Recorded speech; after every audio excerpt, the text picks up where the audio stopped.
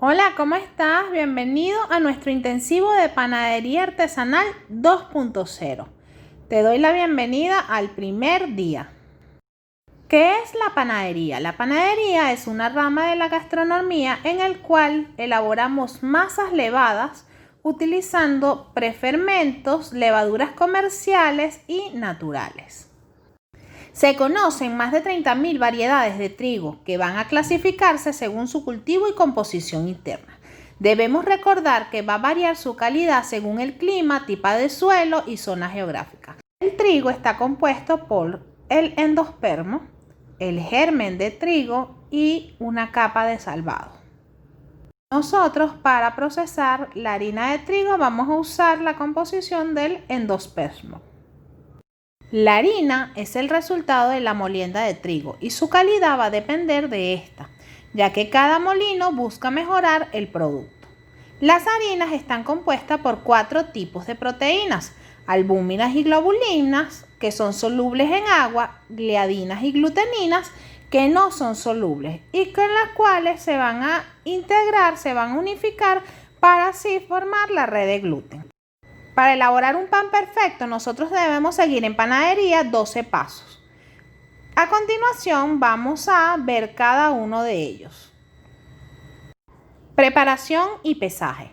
Es uno de los pasos más importantes dentro de la elaboración de la panificación, ya que en este momento se organizan los ingredientes a utilizar para la elaboración de los panes. Si se comete un error, por más pequeño que sea, se afectará la textura y el acabado final de nuestros panes.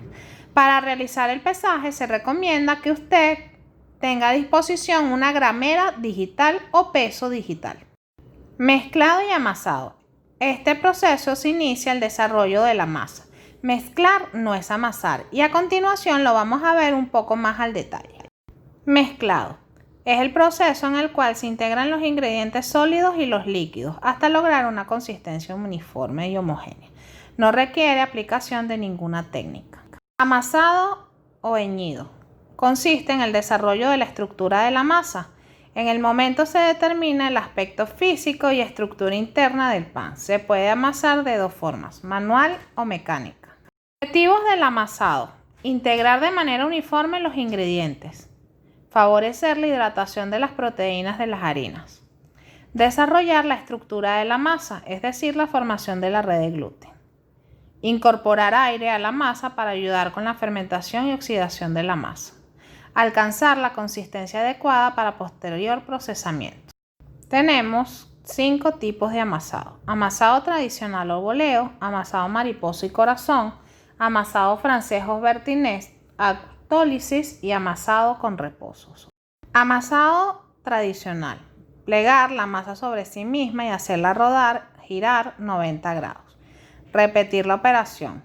Este tipo de amasado se recomienda para masas con una hidratación inferior al 65%. Amasado mariposa. Consiste en intercalar los brazos con movimientos a la izquierda y la derecha, haciendo presión contra el mesón. Este tipo de amasado se recomienda para masas con una hidratación inferior al 65%. Amasado bertinet o francés. Richard Bertinet recomienda incorporar aire a las masas a través de plegados y rotación. Se recomienda para masas con alto contenido de grasa o más del 65% de hidratación. Amasado con reposo. Dan Lepar propone amasar durante 10 a 15 minutos y hacer reposos de 15 minutos. Se repite ciclos de 3 a 4 veces. El reposo también amasa. Autólisis. Consiste en integrar harina y agua, mezclar bien y dejar que la harina se hidrate y facilite notablemente el posterior amasado. Mediante la autólisis se empieza a desarrollar el gluten y la masa se amasa por sí sola. Una vez culminado el amasado, llevamos a la masa a la fermentación inicial, en el cual se desarrollan las características organolépticas del pan: sabor, olor, textura y color. Es decir, la masa cobra vida. Durante la fermentación se refuerza el estirado, la orientación del gluten. Las masas se vuelven más manejables. Las diferentes temperaturas ambientales, las masas se comportan de manera diferente y la fermentación inicial termina cuando el gluten se estira en su máxima capacidad. Manipulación. Se debe realizar a la mitad de fermentación inicial. Durante este proceso se distribuyen los gases y las temperaturas de la masa, lo que va a prolongar la fermentación de la masa. División. Porcionamos la masa en partes iguales, realizando de manera adecuada para no dañar la estructura de la masa.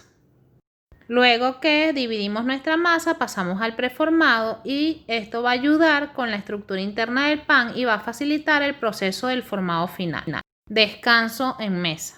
Debemos permitir que las masas se relajen una vez que son divididas. Esto nos va a ayudar a que tengamos una masa lo suficientemente manejable como para que podamos formar nuestros panes. En el formado final se define la estructura interna del pan y el formado del pastón, el cual va a inferir directamente en el volumen. Podemos formar en bola, batar, cilindro, barra, estrella, trenzas. Nosotros decidimos qué deseamos de nuestro pan.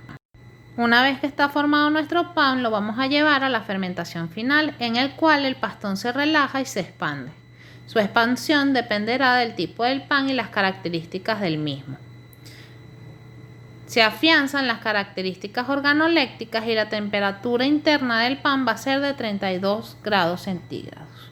Durante la fermentación final, continúa la conversión de azúcares en gases y alcohol. Una vez que nuestro pan está listo para ir al horno, lo vamos a barnizar de manera delicada, le vamos a colocar el topping que va a potenciar el sabor de nuestro pan y adicional vamos a realizar cortes durante la fermentación final o al finalizar la misma. El corte ayudará a la correcta cocción de los panes y garantiza un crecimiento adecuado. El horneado. Durante el proceso del horneado se presentan las siguientes reacciones. El pastón aumenta el volumen, se evapora parte de los líquidos y se pierde hasta el 10% del peso. Se forma el color de la corteza gracias a las reacciones de Maillard.